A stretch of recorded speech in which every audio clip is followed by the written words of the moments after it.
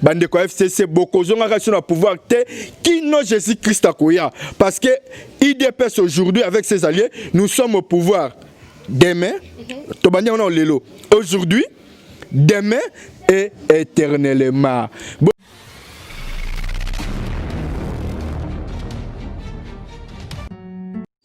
Amis internautes fidèles abonnés de ma chaîne YouTube NBJM RDC TV, babi Anna NBJM RDC TV, babi ma sola ma lamo d'actualité à ma lamo zali. Vous informer, c'est notre devoir, c'est notre passion de chaque jour. Aïkanena Lobakanaza toujours présente et permanente pour n'empêcher nos informations en temps réel d'actualité na succès balobi ande na chaîne bino abo s'abonner massivement quand tu as informé na bino que avec 1000 abonnés non comptez sur vous. Je pense qu'avec vous 2021 to kota on a 1000 abonnés non comptez pour na bino au bolan d'émission oh bon partager ba lien émission pour ça peut baninga msusu occasion que vous allez na ba information en temps réel. La voix qui vous parle c'est la voix de votre servante, la patronne des autres et la servante aussi des autres NBJM RDC TV. Voilà votre patronne, la patronne de RDC. Il y a chaîne Nebiso, il y a une émission Oyo, Tozana na plateau, na mo côté nazali na longo, na mo na mboka pati malanga somi ya ba Congolais na yende mtobe tamasolo ya mboka. Toyebi ke soki politique ya mboka na biso totambola bien, c'est-à-dire que pays peut rekende bien te trobe ta actualité na mboka. Toyebi ke et nous allons déjà là le président de la République qui a coupé sa discours dans sa conclusion et la consultation on peut sa discours mais bison sozana et mato ina biso kozela ka discours ya mokonzi ya mboka mwana mboka Félix Antoine Tshisekedi Tshilombo. Vous s'abonner massivement pour vous avoir des informations na succès et en temps réel. La science sans conscience n'est que rien de là. Vous s'abonner massivement à la chaîne Abino Ande Makambu ya Kitoko Ezali. Derrière la caméra na moni ana papa na biso fongo la biso image to yamba invité na biso ya lelo Dingoma oh esalaka ke Abdoulaye Ndomba spare son âme bazala comme parmi 4 vice-présidents mboka oyo elongo na mona Kabila nandeko Kabila esalaki fruit ya Sun City yango ebisaka biso ke il y aura les élections. Quand est-ce qu'il y aura les élections? En telle année. Et Kabila, il était obligé à coquiner sur l'élection. Je vous dis pourquoi. Parce qu'il était entouré avec des seigneurs de guerre. Maman, il y a eu un père Bembaza qui a mis son gars. Il y a l'élection, ça, les Manamboka. Il y a le bic, non, il y a le président qui a organisé l'élection. Ce qui Kabila a organisé l'élection en 2006, il y a qui Mamboka. Parce que Mamboka, le basé sur la position, tu as un mois. Ouais, bah sous position qui côté opposition moi comment soutenir sous président Tshisekedi donc et bah sous position tangi sous combo na mi sous ga laisse tomber na bato bazako lobaka biloba loba mitema likundu bidongolo miso ba kolinga kimingi lo kacha Congo te ba ko distribution le ronini moi na mboka Jean-Pierre Bemba za étranger na mboka ote il est congolais d'origine il a le droit la monopole ya koloba plus que même ba nationalité douteuse na mboka oyo ote bango belé o ba komi koloba ki o ba ko beta yombuma. Est-ce que vous avez un Congolais? Bato ba teni ba propos modèle wana. Moi na mboka Barnabé, un étranger tout fait. Hein? Un Rwandais du sang. Aya na mboka Congo comme Congolais, alingi pa so pe ma papu ya koloba ke na tokobeta yembo. Yo beta Félix Mbuma. Yo Barnabé na famille politique no bazo tinda o kene koloba ke tokobeta yembuma. Je vous dis hein, oya ko luka mutu ya président Félix Mboka oyo. C'est le commencement du 3e guerre mondiale. C'est le commencement du 3e guerre mondiale, je te dis. Parce que vous allez marcher sur les cadavres des Congolais avant d'aller tuer Félix Antoine Tshisekedi. Vous allez marcher d'abord sur les cadavres des Congolais. Et c'est le commencement de la 3e guerre mondiale. Si vous voulez qu'il y ait le commencement de la 3e guerre mondiale dans ce pays, dans ce monde, c'est à partir de messieurs qui vont oser. Yako beta mbuma likola mwana mboka président Félix. Ndia se mala bondi makeno peuple congolais dans la simanaï. Bemba ce n'est pas un étranger. Bemba est le vrai fils du pays. Bemba a dans ba principe na ba procédure naïe. Raison pour laquelle azala ki na kati ya la muka, azota ndenge la muka za ko fonctionner mais à constater guidon la muka za ko fonctionner en respectant quelques énormités parce que on a dans le pouvoir azali étranger dans vraiment na mboka. Et maintenant na biso ki comme likamba Congo hein, likamba mabele hein, likamba motolu, likamba makila, likamba makila mama. Comme ils sont congolais, ils sont sautés. Et les congolais vont comprendre, les vrais congolais. Moni les canitions, mon amboka Félix Azouaki, babi Kambo et Talibiso.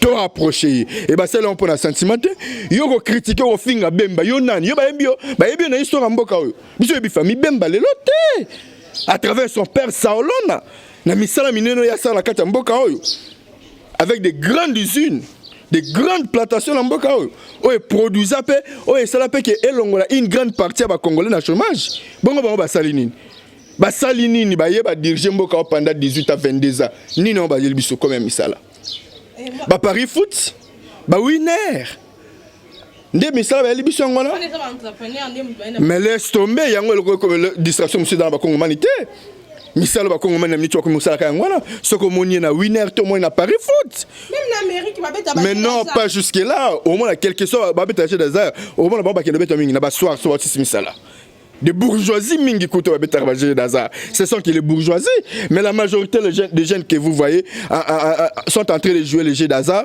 la plupart sont des pauvres comme moi Pati Malanga parce que les comme ça c'est les athées mais là c'est les athées Moussa les athées afin nanda ko là c'est athée ma c'est ko benga tu que beta biso match kuna tu que mega kuna mais so akina Moussa na anga ke Moussa ina tongo azongi na poko botili biso misala te botiki biso na vie ya passe na vie ya kinyoko ya konyoko boyeli biso kuluna na kati ya mboka wa kuluna ndeko musala malamu pona ba jeune basi misaba ba machette po basala kuluna baboma ndeko na ndeko congolais pour que abotole o azana yango wana yo moni nde wana za musala malamu bela biso après ba ke bato aboto pesa bango chance FCC eko se disparaître lokola tire bouchon o ezanga valeur na kati ya nganda lotoko RDC FCC ça va disparaître et que si la lokwa milinga likaya ndenge to bosana impère na mboka oyo ndenge pe to bosana FCC si vous rêvez encore beaucoup subir peut beaucoup sentir mon mboka lelo FCC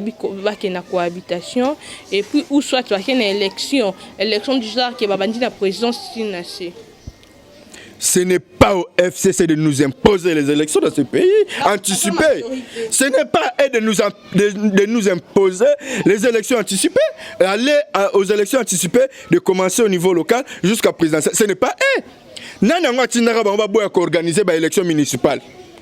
Nani a dirigé pendant 18 ans. La première élection à en 2006, il y a eu en 2011, il y a eu en 2018. Il y a organisé les élections à tous les niveaux pour l'année. Tous les élections locales, municipales, nous sont ainsi de suite. Et ça les maté. À qui la faute? C'est à nous ou bien à eux? Et bien on doit imposer qu'il y a des élections anticipées à tous les niveaux. Mais non, ce n'est pas ça. Il y a les élections proprement dites. Parce que la majorité n'a pas qui proposé. Babis, on va côté na carte consultation té. Tellement on va côté té, il faut pas qu'il y ait une élection anticipée et puis bah qu'il y ait une autre cohabitation et ça. Comme ma biso na ba distraction en athée. La majorité, c'est le peuple congolais. Le peuple qui est majoritaire, le peuple qui est souverain. Ce n'est pas au FCC.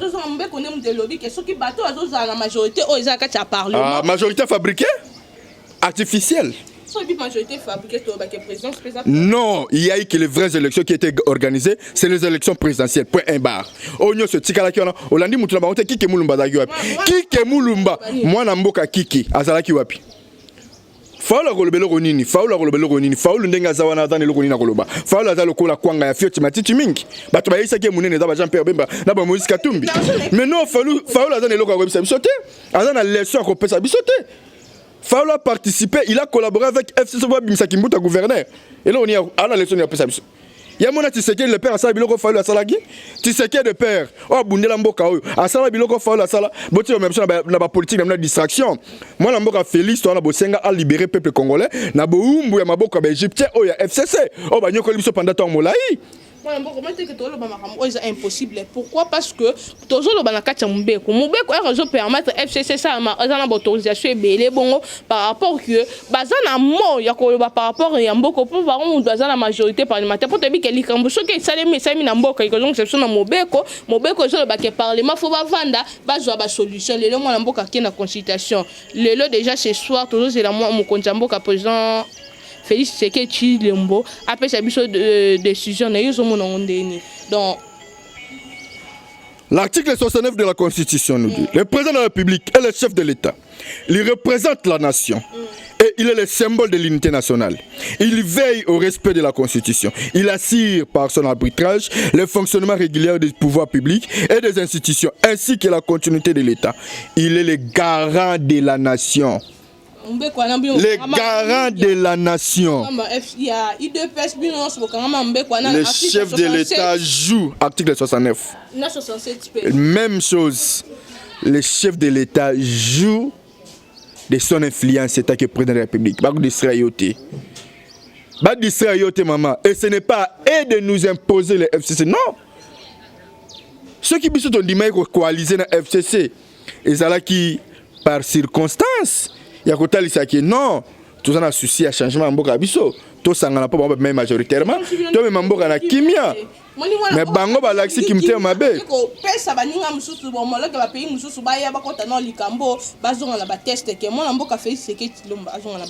Distraction. Quel texte? Distraction. Quel texte? Accord ni? Il n'y a aucun accord qui est inamovible ou sacré que le bonheur du peuple. Il n'y a qu'un seul accord qui est inamovible et sacré. C'est le bonheur du peuple. Le bonheur du peuple, c'est paix. Mokonzambo Kalobi, l'intérêt du peuple est la loi suprême. Et il n'y a aucun engagement politique ou aucun accord qui sera au-dessous du peuple congolais. C'est faux et archi faux. Ndeko Kabila, laissez de nous distraire. Fini la récréation dans le théâtre Bozarosala. Vous avez dirigé ce pays pendant 18 ans. Au même biso na difficulté, na situation moko très amère, na situation moko déplorable. Au tiki mboka oyo, na libulu, na effondrement. Mwana mboka Félix Azobunda ayeba na kobimisa mboka ona kati ya libulu. Et longola ba Kongo manoto ko simba la main de la main. Siko olingi o mema biso na ba distraction. Olingi ozongisa biso na ba futilité. Oyo sala ki pendant autant d'années à 18 ans dirigeant mboka oyo. Vous avez dirigé ce pays toi-même seul. Mutatungisa ote. Mutu moko atia po de banane te ba koka jambute. Mutu moko a déranger yo te na pouvoir na yo. Totinda te Kabila Moïbi ba débauchage. Kabila, il est là que pour débaucher. Mais c'est lui qui a débauché Moussa Nangolaka Ibaka Batou. Mais nous, qui débauche? Il influence son argent, bon à Congo, bon à contribuable, à Zuyango, à la commission Mosoloaye, pour la Kotia, quand on a disposition, il y a Koyibaka Batou. Et attendez, Koyiba Banane, Ane Koyiba Batou, Bazalina, nerf faible. Ndemona atiaki mosolo aye pona koyibaka bato wana mais bato azali na ba nerf forte akoka koyiba bango mais a diriger mboko ye moko mtatiaki malade azate boni komika na tango ya Félix pour asala o ba Kongo mani baza kozela. Lui, il veut que Félix travaille pour les intérêts des politiciens et ça ne peut pas tenir parce que le président Félix, il était voté par le peuple. Et comme il était voté par le peuple, il doit être soumis à la volonté de la population congolaise. Raison pour laquelle, tout à coup, Ndeko Kabila fini la récréation. Boye banako se réserver dans la place na bino biska bozali. Botika président Félix Akumamboka, c'est la volonté du peuple congolais. Si vous osez encore de continuer, boko si la valeur lokola tire bouchon nganda lotoko. Si vous osez encore de continuer, na ebisi bango ke bako sambwa lokola glace tango silaka. Mabumutango aussi la glace n'enge komaka parce que tant de servir un individu à la place de la nation est révolu, maman Nicole. Il est temps. Et cette fois-ci, nous sommes fiers avec consultation Oyo. Tatamo konjeko la bongisaki, tozo réponse ya malamu. Lelo, tope lobby, réponse ya kitoko. Mo konjambo kaza ko pesa, oyo kozala comme fête. Ya biso ya bonne année toko fêter na yango na ndenge longo bani et to yebi ke tata mokonje kolo ako décevoir ba kongomani te peut-être za ko senga tata mokonje kolo azo ba mesure ferme pe consistant azala na charisme pe na détermination ya Lumumba pe ya Sphinx Kondo Tshisekedi ndenge ayebaki na kobundela mboka oyo pona koyeba na kolongola biso na ba régime sanguinaire, ba régime dictatorial, ba régime moko oyo e bandai komemela biso désolation ndelelo état de droit ngezo place et koti à travers moi na mboka Félix na lit ya science alimité auto bunda pendant 37 ans les lelo qui na fruit na yango pour que ezala palpable na aux yeux de tout le monde et lelo le comme que ezala palpable to boyi bidongolo miso ba ya kobima pe kotelemela yango moni na yebisi me maloba na ngai na bina mokonzi ya mboka esengeli na maloba oyo ye akoloba soki lelo soki pe lobby ayeba ko tenir compte non seulement na comportement ya majorité parlementaire na ba désordre na bango oyo ba utayi kolekisa biso elekaki entre FCC cash avec toute une désolation oyo biso totu ko sibiri ayeba ke mboka oyo depuis indépendance kolandisama na 5 ans ya mwana mboka Kasavubu kolandisama na 32 ans ya Kondo Mobutu kolandisama na 22 ans ya AFDEL na FCC oyo e apporté eloko moko te pona ba Kongomani oyo ememeli biso changement na eloko moko te oyo ye ko kunda mboka oyo se ko kunda yango na yango tokosenga refondation na ba domaine ebele ya mboka na biso.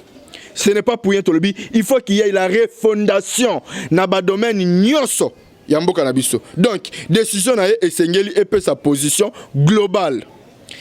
Ce n'est pas dans le cas position globale, ce mon avis que position globale cela veut dire elamba esangisa maye nyonso oyo ya kusha mboka na biso bakoyeba na ko se retrouver na sima ya décision wana. Yango mon avis décision globale ya ba nini ya ba problème nyonso ya mboka na biso. Parce que nous sommes un pays souverain et progressiste et démocratiquement. Yango monito lingi message wana ekende na volonté à peuple congolais. Et na sima wana toza ko s'attendre pourquoi pas la nomination informateur? Pourquoi pas la dissolution en parlement? Peut toza ko zela rupture entre FCC Cash kokabwana ya biso yango wana parce que la coalition FCC Cash a démontré ses limites. Au moment où je vous parle, la coalition FCC Cash appartient au passé. Fini la récréation. Yemoko si abisa biso on a discours na 6 minutes.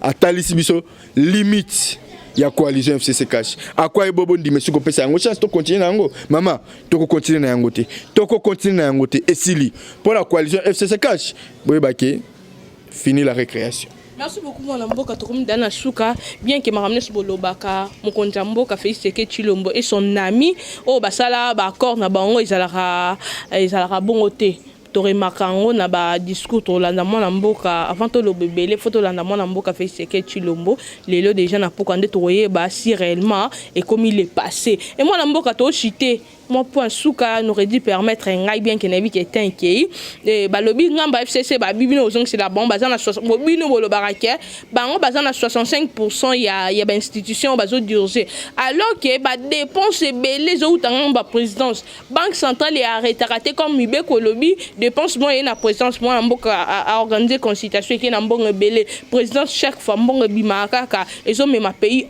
na ba baisse moi mboka par rapport à nos lobani sont des distractions de n'importe quoi. Les dépenses qui engagent la République, les dépenses qui engagent l'institution présidente de la République, c'est les dépenses qui engagent le pays. Tant qu'on dit que la salle a des dépenses individuellement. Avec un simple individu comme M. Kabila qui touche au moins aujourd'hui, les sénateurs avec Kabila qui touche au moins $680 000, vous trouvez ça normal? Mais lui, il touche $680 000 avec quel budget? Mais le président aussi a un salaire. Mais non, quel salaire? Le président Félix il touche 16 000 et quelques. 16 000 et quelques dollars. Mais le sénateur a vu touche 680 000. Mais Moubé connaît une loi na bango ya mabe ba votaki. Loi wana ba votaki yango pour na ko privilégier ka rien qui ndeko Kabila. Je vous dis, une loi taillée sur mesure pour l'intérêt d'un individu au détriment de la population congolaise. Et après, les consultations organisées par le chef de l'État, c'est pour l'intérêt et le bien de la population congolaise. Où est le mal? Un bon trésor public à Congomani a organisé dans le soutien. À quelque chose, on a folie, on a salaka, on a immeuble Banamboka, on a balaka ça descend, on a salaka n'importe quoi. Tant que je la Zumbongo pour servir en Mboka à travers consultation, on a coupé sa mécanisme mayele, boigna ba Congomani à travers maloba discours tant que je la lobaki. Où est le mal? Où est le mal ba otangile ba dépense? Ba dépense ni ba otangila yi. ba dépense ba otangela yo ba okende loba lokuta ozanga tina mama lokuta o mwana mboka sele à la goula da kokenda ko lobaka o yemo kaza ko respecter même ba statistique te na ba domaine na ba disposition te ndenge sengeli et ce n'est pas à lui de dire de n'importe quoi da ko lobaka na c'est au cours des comptes ndé ba repère ba statistique na ba analyse surtout vous voyez que monsieur Sele à la goule c'est un menteur. Sele à la goule vous devez faire attention hein. Vous devez faire attention. Ndeko, Ezali Congo, bako sayote Sele à la goule. Bako sayote na ba comportement ba oza ko salaka, oza ko bloquer kambongo, pour na ba paiement, ya ba fonctionnaire, oza ko bloquer kambongo, pour na fonctionnement ba disposition belé, oza ko privilégier kaka famille politique wa yo. To moni o ko bloquer makamba passeport awate Sele. Hein? Ki mutema li kundu oza na yango ki mutema mabe. Hein? Ya ko boya ko privilégier intérêt mboka. Pour intérêt personnel, il y a un individu moko songol pakala. Ah, Ndeko Sele, vous blaguez avec la République, hein? Mais Naïbi Sibino qui finit la récréation. Et ne pensez pas que 2021, donc on continue sur la coalition de salité, il y a qui m'a bé au bon même le Congomani pour la fragiliser le chef de l'État afin que aïe bana cause la mal vie aux la population congolaise parce qu'il y a une rendre compte de 2023. Les alliés coalition FCC cacheté, c'est le chef de l'État. Il y a un moni FCC, bazar au Kenya na comportement ma bé et maintenant yebi qui finit la récréation avec vos mauvais comportements. Des ministres indisciplinés, des députés aussi indisciplinés, à commencer par la présidente de l'Assemblée nationale, indisciplinée. Merci Premier ministre, indiscipliné, c'est là à la goule, très impoli, indiscipliné. Mais je vous mets en garde, Ndeko Sele, continuez dans ma béozo, continuez. L'avenir nous donnera raison. Merci beaucoup mon Mboka et après discours à mon Mboka j'espère que lobby déjà photo zone là a tout confirmé par tout ça l'analyse discours à mon Mboka na mambo lobby lelo na balandi nyo sur chaîne na biso chef comme tu vis balandi ma ramener sur loba un mot de la fin par rapport à ma ramener sur au chikoloba. Merci beaucoup liloba yanga suka d'abord na koyebisa ba diaspora nyo surtout bazo numéro ngai oba kolanda ngai bipai na bipai numéro ngai ezali plus 243 965 47 62 plus 243 965 47 62 butuloko la moi boko komelanga na nzela ya WhatsApp nazawana censé pour na ko répondre bino pe na koyebisa kaka na ba Congoman ba perdre espoir te ba na confiance na pouvoir mwana mboka Félix Antoine Tshisekedi na minute oyo biso yonso to sombi ba siffler to sombi mifiniki ya banzungu to sombi ba vuvuzila toza kozela kaka coup de sifflet na ebisio ke maman Nicole après message à mokonzi mboka fête bandi tozo banda fête ti le 1er décembre et le 1er janvier ti le 1er janvier tozo banda fête kaka après discours mokonzi mboka wa ti le 1er janvier na yebi ke to fête ki toko elengi parce que discours o ba kongo man ba kozela yango motema ko fungwama miso polele pe baza ozage liso likola lisu kotala moiniso ka koleka wa pe okotela parce que likambo yo e concerné ngai na yo pe ba kongo man nyoso et message mokonzi mboka toza kozela yango à bras ouverts motema polele maboko ko fungwa parce que tu dis que message wana et ko apporter sourire au katamino kwa ba Congomani. Merci beaucoup mon Mboka Pati Malanga somi ya ba Congolais. Merci beaucoup na balandi chaîne biso. Merci beaucoup na ba abonné ne seba on soit toujours présent pour na biso wana na moni na bozali ebele pour na Rolanda biso et quand na lobaka bo komela biso bo commenter émission na biso bo aimer pour pesa biso pe sous occasion je si courage ya kozala toujours mais la information ba information na source ande bo information en temps réel. C'était la voix de votre servante Nicole Bokanga nous a toujours présente pour lancer la bino musala na moni une équipe mobimba ya chaîne biso centre comme tu vis derrière la caméra na moni n'aurait dit il y a mutaza qui na pona ba image kitoko mwana mboka yo bakisa sous tout monde na lobby.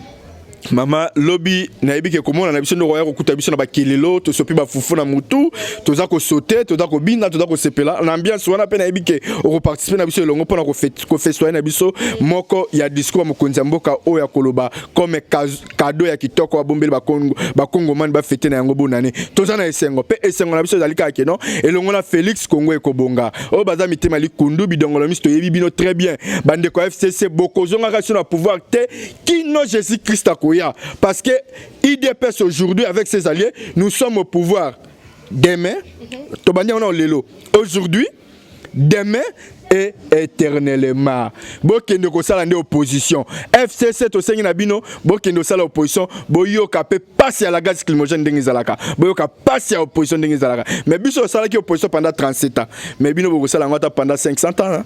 560 ans parce que tu as pouvoir sur les lotés. Tu as pour dire bon parce que il dépasse et allié et ne ko Samboka. Et le cas tu ko Samboka mais Congo mana ko lingi si tu as pouvoir mais il y a romone sika déjà par na mon ami tu ko pour non dictature za la soki moi na mboka Félix ndé atika libela mais tozala wana ko respecter toujours des mandats monsieur soyez donc lelo moni moi na mboka Félix Antoine Tshisekedi lobi ko mona président Élysée beaucoup moi na maposo lobi ko mona pe Pati Malanga lobi ko moni Jean-Marc Kabundi lobi ko moni Paul Chilumbu lobi ko moni Jeko Beya lobi ko na omoni Titi Tibangu Tia. Merci beaucoup mon amboka, merci beaucoup na balandinio sur